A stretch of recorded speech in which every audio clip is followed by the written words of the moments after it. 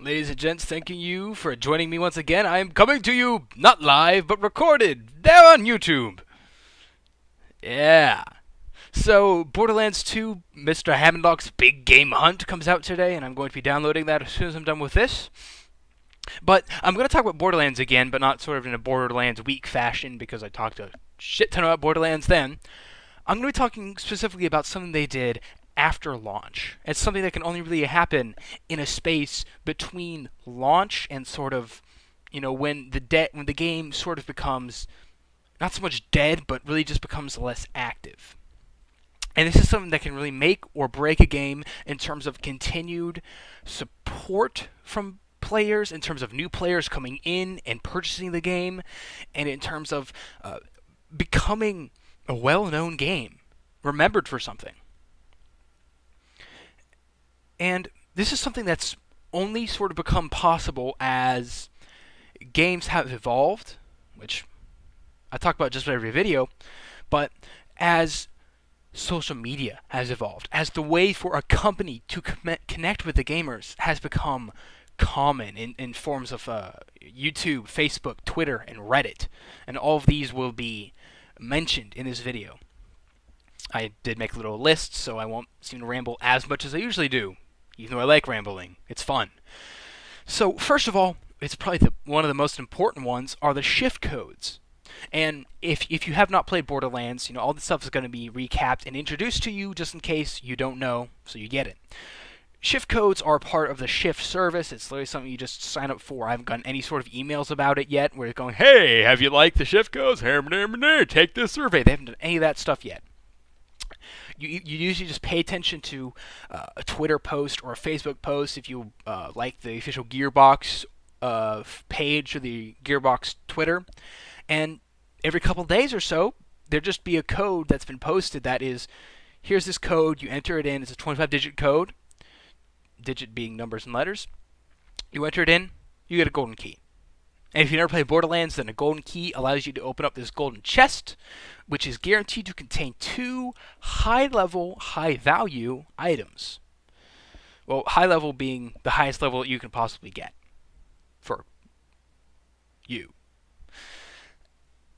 And this is tremendous because, plain and simple, it wants you to stay active. It makes you want to keep coming back.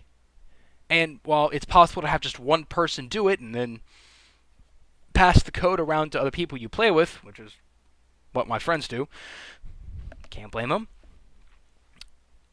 it alone means that you, as a player, come back and pay attention and see what Gearbox has to say.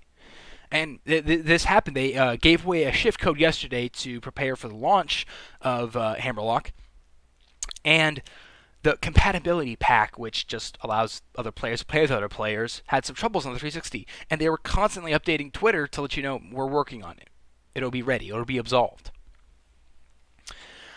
And this sort of stuff, these sort of shift codes are available anywhere that Gearbox has their name on it. And then this continued on to before they released the Necromancer, they had YouTube videos of little echo logs, which if you've played Borderlands and in a couple different zones, there are 4 echo logs that show the history of all the Vault Hunters. And this was basically that, but for the Necromancer.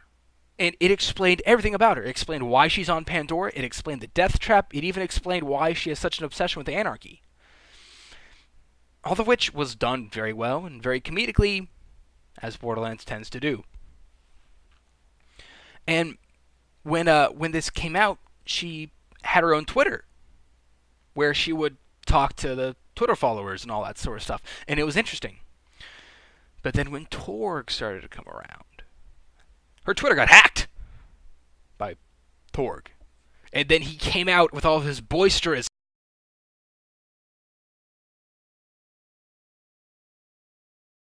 everywhere, man, sort of style of tweeting. And it was great because it kept me wanting to see what happened.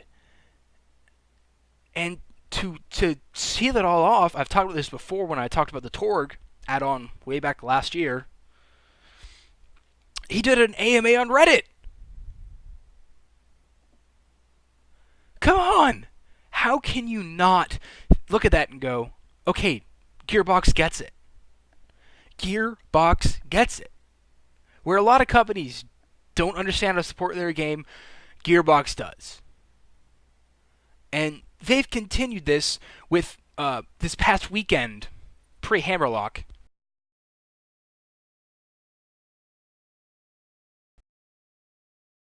Idea, it seems. They had, every single day, they would have increased drop chances for rare items. Just as, alright, you're going to be going to this new adventure, let's get you geared up. Here's a better chance for rare items. I don't know what to say. Perfect. That is how a game should do it. And then they did probably one of the coolest things that a game company's done is they've continued the Claptrap miniseries. If you play Borderlands 1, you know that over time they would release little videos of Claptrap showing like sort of behind the scene-esque exploits, even to the point where they made one that promoted the Game of the Year edition in a very funny style. And at the end of it, they would give you a golden key for you to go and unlock, weapons and stuff. And this is perfect. This is viral marketing, in way of sense, done right, but by the company. This isn't some research group going, okay, what do I need to do to make sure that people want to play our game? This is a company going, we know why people want to play our game. They want loot. They want to see this comedy. They want to see these interesting characters. And every single one of these things has done this. You get loot with the golden keys. You get characters with frickin' everything. And you get comedy with frickin' everything. Other companies need to step it up, man. They really do. Because Gearbox, dude, you guys are killing it in terms of making me want to stay and play the game. I mean, to be honest, Mass Effect 3 has probably done a really good job of it too with constant free multiplayer updates. But dude, free loot, continued character support, I can't complain. Other companies have probably tried to do stuff like this and maybe not so much failed, but haven't been as successful. And Gearbox, you have set an example for others to fit.